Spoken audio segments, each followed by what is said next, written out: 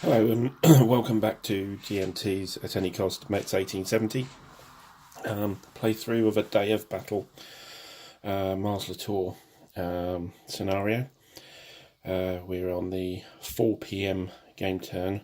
The scenario finishes at 9 p.m. and thanks for persevering through the playthrough. And just a brief resume. We have the Prussian Third Corps in control of both Vionville and now Flavigny here, which gives them a win as long as they hold on to Mars Latour and Puzier just off the map there. And so big focus now on the French to try and get back into these two locations, maybe put pressure over here on Mars Latour as well. French have three corps engaged.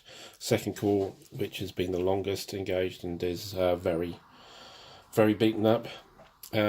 Sixth corps, which is only newly engaged but is suffering actually, and third corps, which is still manoeuvring and about to cross the ravine here and get through. And we have Sixth Corps and the Imperial Guard running up to try and help here. So one thing I had to correct from last turn is that this Corps Artillery for 10th Corps was in the wrong game turn for reinforcements and should have come on last turn.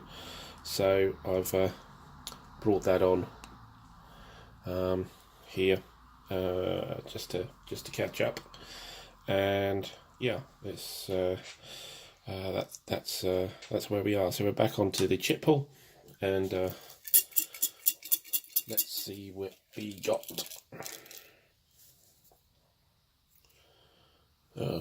Okay, so we start off with the Prussian General Staff chit, activating a division.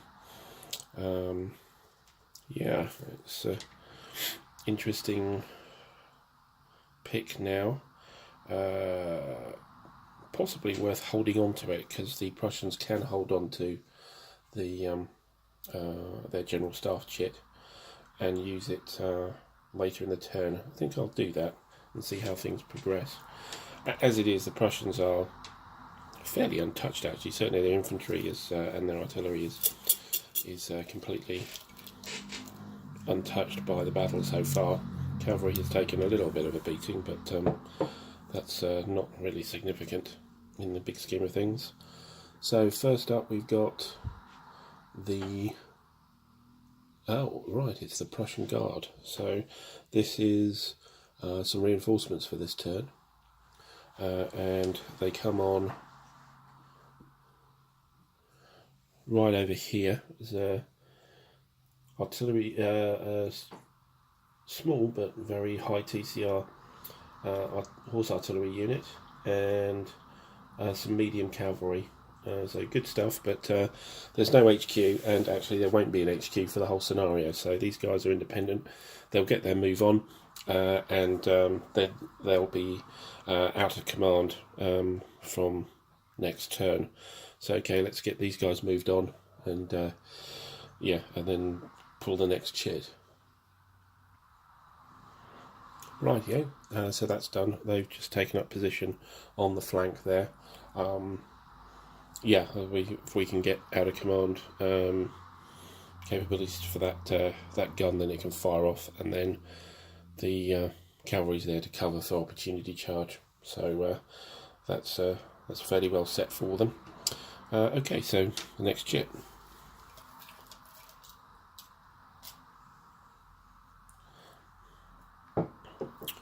Okay, so what we have here is the Moulin à Café chit. Yeah, this chit is kind of a super modifier for fire combat for the French infantry unit. So they can, if they're not on rationed ammo, they can fire off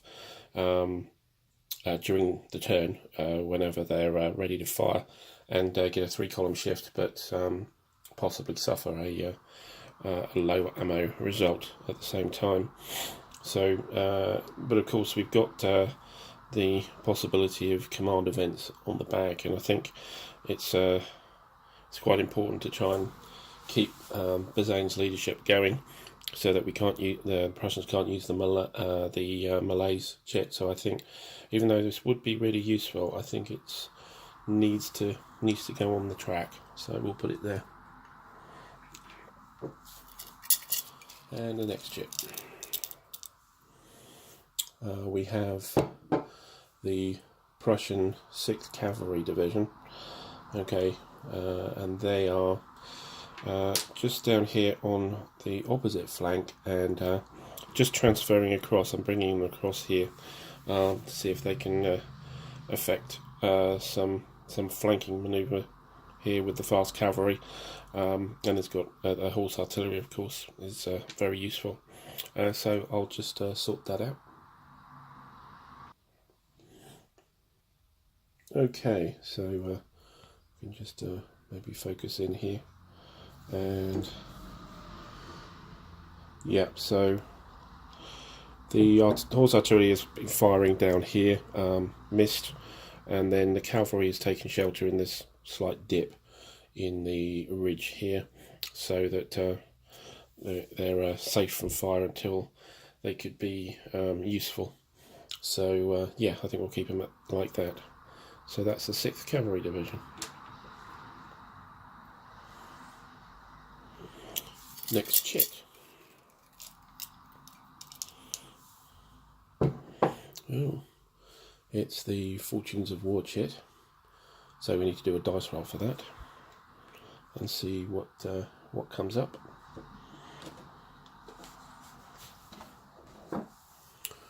So it's our Fortunes of War chart here, and roll a dice for it, and we've got a 10, a 0, so it's a lull in the battle. Okay, that makes a huge difference to the turn. So now effectively chits don't operate, and they don't do anything, and every single activation is a fire combat, and that's it. So yeah, nobody moves for the turn. I think that's quite good for the Prussians, actually.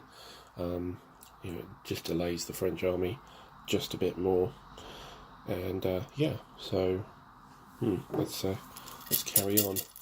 I'm just thinking whether it's worth me just running through the turn with fire combats, and then give you a resume to save your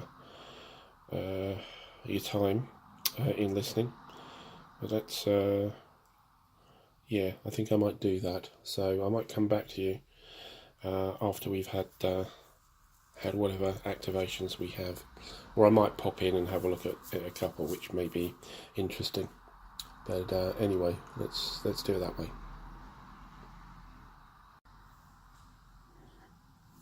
Okay, so we've run through the entire turn. Nothing's moved, just been some firing.